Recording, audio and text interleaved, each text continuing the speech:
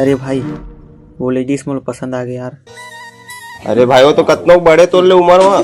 अरे पागल हचकाते हैं प्यार में उम्र देखे नहीं जाए पगला। मैं तो जाता हूँ भाई ओकर से बात करके यहाँ।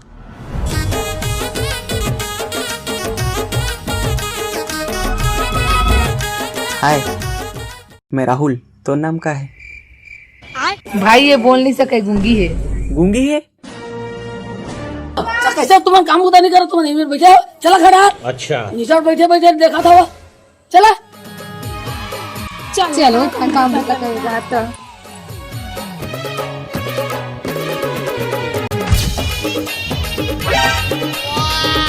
यही मौका है, अभी नहीं बोलत कबू नहीं बोल पहा। बोल के रही कौंदी होगे तो कहोगे। उतना टाइम तो नाम पूछ रहे हो तो बताया नहीं है। अच्छा हाँ पता है, तय तो बोल नहीं पावा। वैसे तय बहुत सुंदर है। मैं तो पसंद करता हूँ, का तय मोला पसंद करता है।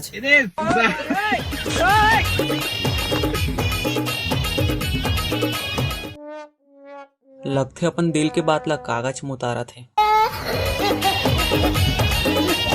हाँ मैं तो समझ गया कि ते मोल पसंद करता है के। अरे ओकर नंबर तक हो सकते यार। हाँ।